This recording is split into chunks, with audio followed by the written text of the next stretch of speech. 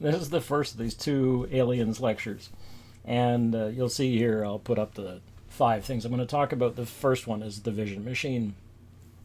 And so this basically is the focus, a lot of the focus in this film, because it's a Cameron film, is the focus is either on filmmaking or it's on film itself. And he's often self-referential, not in a sort of aggressive postmodern way, in some kind of like look how smart I am sort of way, but just he just makes notes. A lot of the discussion is like it's a filmmaker making a film, and he's aware of that. The first thing I will show you is the laser scanner.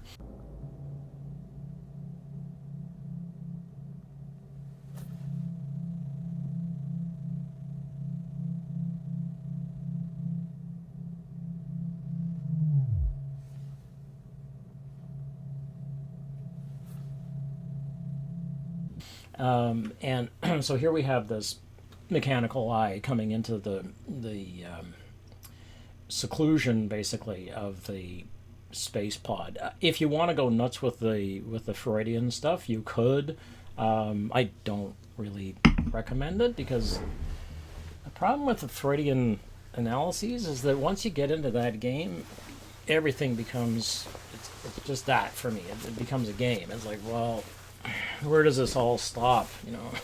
Where does it end? Don't ask a Freudian that. Where does it all end? The colon. So, but what's important here is that Ripley, here she is in the so-called Snow White shot, where she's laid to rest, basically, at the end of the first movie, in this life pod, and then is fired out into the universe, and she's been out there, it turns out, 70 years or whatever it is. And so the first shot then we have really is not of a human eye, but of an electric eye, or in this case a mechanical eye. So here's this big mechanical machine, which is a laser scanner, coming through the hatch first, after the welders have cut through it. And the shot, it's a really interesting shot. I mean, Cameron really wanted it, and he wanted it enough that his wife, producer wife, Gaylan Hurd, said, I don't want the shot. It's not worth that much. And he was like, I want it. And so she said, okay, well, you pay for it. And he did. He paid $80,000 to get this laser scanner to come in. And then, of course, they had to fog the room, because when you pass a laser through the air, your eye doesn't see it. There has to be a medium that the eye sees. So that's why it's sort of foggy. It's beautiful. It's a beautiful shot. And you can see the texture of the sort of smoke, the atmosphere, basically, of what's supposedly in the pod. But the main thing is that the first thing that we see is a machine eye. And so it opens the discussion for that this is a panoptic military machine, or the film essentially takes on the panoptic military qualities, just the same way the Full Metal Jacket does. But this is, and interesting, this is a year before Full Metal Jacket, right? This is 1986. Back in 1986 again, where we were with Top Gun and Platoon. So a very interesting year indeed for military films, military mythology. The next thing you're going to see is the crew list. And the crew list is scrolled up on a computer.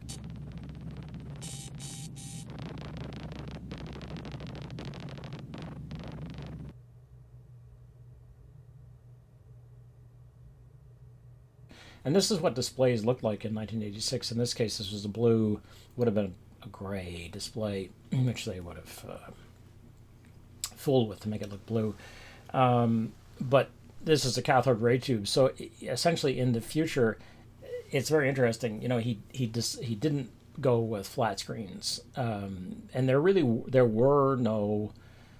Well, there were not none, but there were very, very few color flat screens that were that size. Technology just wasn't there. Even in the mid 90s, by the mid 90s, it still wasn't there.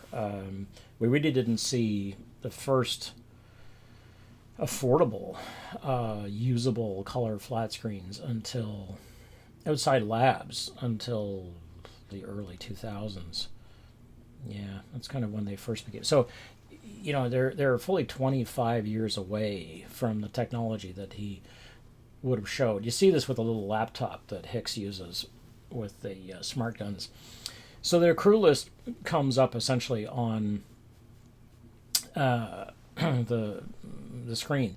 It's also basically what in a play is called a dramatis personae. That is, the people who will play out the drama. And so if you look at the and so I've added in here a still of the credits. So what you've just seen essentially is that the film is mirroring its own reality quite closely. Now, you'll remember that Kubrick does the same thing in Full Metal Jacket, right? Where he stops the film at a certain point and he starts essentially interviewing his actors and saying, he has a news team say, can I, interviewing the men. And the men are giving answers that men would have given.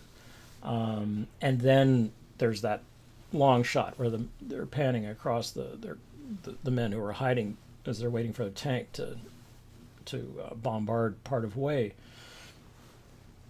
And one of them says, look at this, it's Vietnam, the movie. And then they start essentially populating the movie with, we'll play Anne Margaret, we'll let Anne Margaret play, so on and so on. Who'll play the Indians, and so on. Who's General Custer? So it's this notion of Indian country, which I talked about in Platoon, and the veterans, the combat veterans talk about. Okay, so then the next little set of clips, they get a little bit complex. So,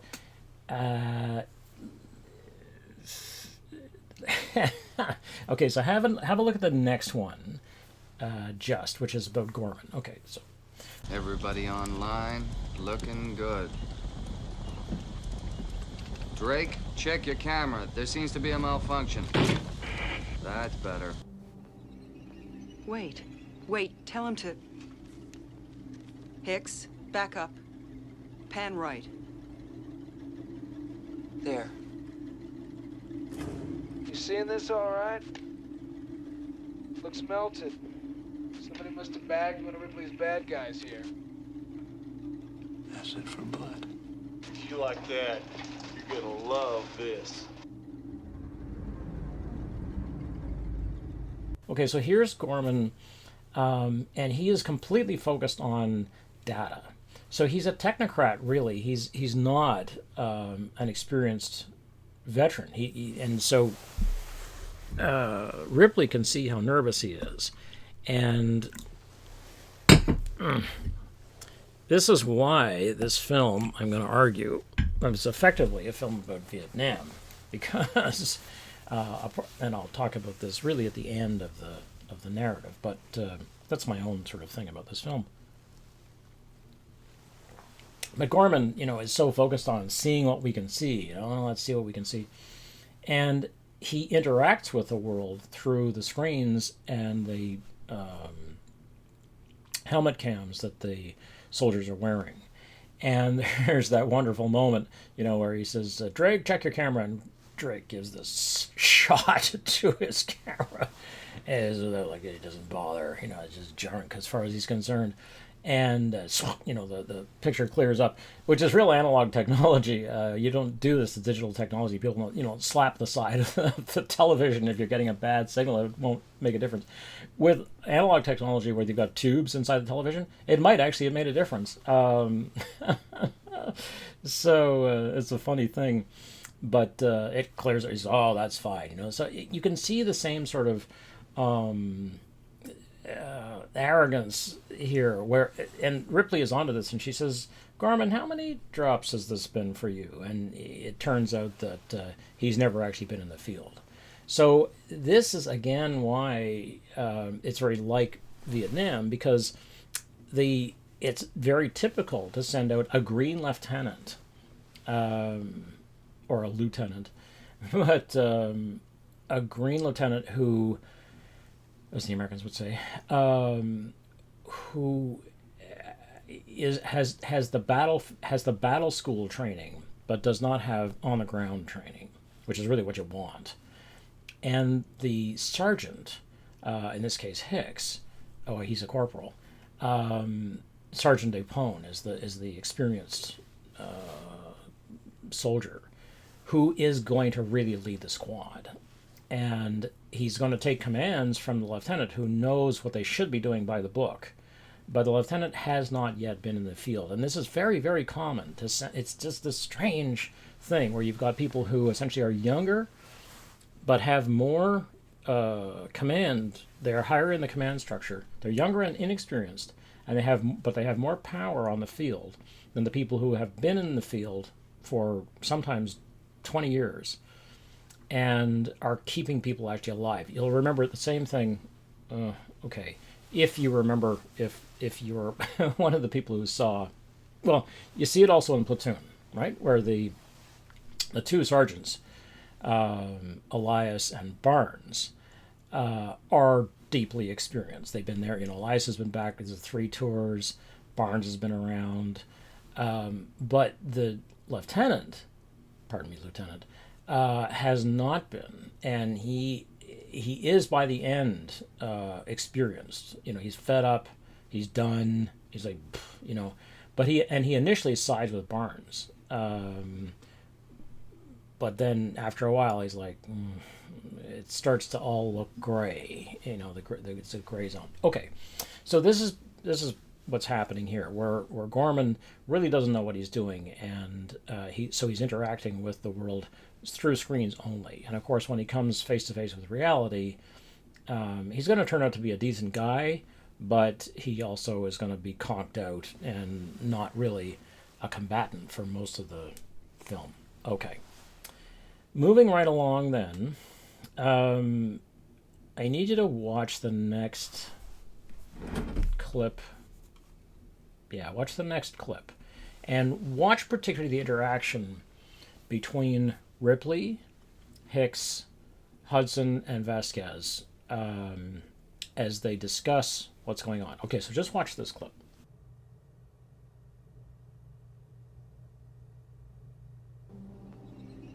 Wait, tell him to... Hicks, back up.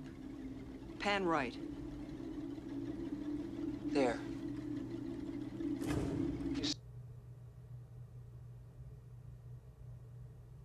All right.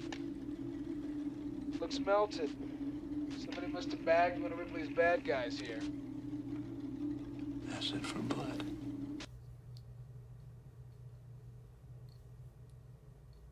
If you like that, you're gonna love this. You'll see Ripley starts off, and she picks up the headset because she's like, aha, I recognize that. And she directs Hicks as if he were a camera, which he is, right? I mean, what's important is not that not that the soldiers are there, but they don't know what they're seeing, and Ripley knows. So she says, Hicks, wait, back up, pan right, right? So a director would say that, right? So she directs him. And okay, so let me just watch this. Okay, and then we have this curious reaction shot where Hudson would be the next person to say, like, if this were just a film, which it isn't, Hudson would say, if you like that, you're going to love this. And Vasquez is looking at him, and we are looking through Vasquez's camera. So we're seeing Hudson via Vasquez's camera. Well, why would we be looking at Vasquez's camera? Why aren't we listening to Hudson just say it? Because it's a film, right? So it's a shot reverse pattern, but there are all these cameras in between. So Cameron has taken essentially the filmmaking apparatus and plunked it out for us. It's like, this is what you need to make a shot reverse pattern. So we are looking now at Vasquez's camera, and Vasquez is looking at Hicks, and Hicks is Hudson. Hudson gives us a line. If you like that, you're gonna love this. Then Vasquez, who has already seen what Hudson is looking at, looks up, and so her camera goes to see what Hicks is looking at, which is what you would direct the camera to do if you're the director, right? So, okay, now Vasquez, you look up. Vasquez looks up. So from her point of view, now we're looking up at this, right? Now Hicks is the camera again. Oh, we've got the hole in the ground, or in the station, and Hicks is saying, "You're seeing this, all right?" And Drake is looking at Hicks. Well, it's Hicks who's talking. We should just be listening to Hicks. We would be on his point of view, but that's not the issue. We have to be seeing Hicks while he's talking, because that's what a film is. You got people talk and see at the same time. So there's this little sequence where they're essentially playing to each other's cameras, and there's no reason for them to do this except that Cameron's making a film. So it's just a smart little scene, because it very quickly puts the soldiers in the reactor. It shows you the aliens were there, and you see how bad it was. Okay. But meanwhile, you're also worked into the interaction with the squad. It's a you are there reality. So this is cinema verite, deliberately low-res cameras, which you sort of see as a matter of course. In 1986, this was really new. I mean, people didn't do this. This was a very new thing, and it was a really smart piece of filmmaking. Okay. Then, to give you an idea of how, because remember, this is seeing as power, right? So whoever is being seen is on camera. They are the powerful person. They are the one who controls the narrative. That's the story. Of course, we know that the person who's controlling the camera is the one who's controlling the narrative, and that's Ripley, because she's the one who says, picks up the headset, and gives commands. Hicks, back up, pan right. Okay. And then we have the med lab scene where the two of them are closed in the med lab with a couple of face huggers, and Help! Hicks! Say again, Bishop? You've got it into auto refuel mode and it's sequencing right? That's right. Okay, good. Stay on it. Get back to me when you've activated. And Newt is busy, banging on the window and trying to get out of the physical world. Well, Ripley's smart, right? So she goes right to the camera, and she starts trying to get the attention of Hicks, who should be monitoring these cameras. So she knows, because she's smart, and she's actually there's a friend of mine had never watched Alien, and maybe it was something I saw on Twitter or something like that, but this guy was a huge fan of Alien, and his wife had never seen Alien, so he's like, "Oh, you got to see this," and she's like, "I'm not a fan of that. I've heard about it. It's bloody." He's like, "No, it's a smart film." So they sat down and watched it. So she watched it, sort of with, the whole time, and then she said, "So, in the end, all the stupid men should have followed what the smart woman was saying, and when they didn't, they got killed, and then she gets away." And then she gets up, and when the wife gets up and walks off, it's like, oh yeah, that's exactly right. This is some perfect summary of the film. The smart woman, survives. All the other stupid idiots don't pay attention to her. In this case, Ripley knows that the economy of this it's a panopticon, and that means she knows she's being seen. So instead of trying to get the attention of the people who are outside the med lab, and she doesn't know if there's anybody there, and there's Newt banging away on the glass, instead of dealing with the glass, she deals with the real glass eye, which is the camera, right? And she goes over. And Burke is ahead of her, because Burke is a bad guy, and he's like, and he turns off the camera. And by turning off the camera, he's turning off her life, right? So this is the force of the panoptic system. Okay.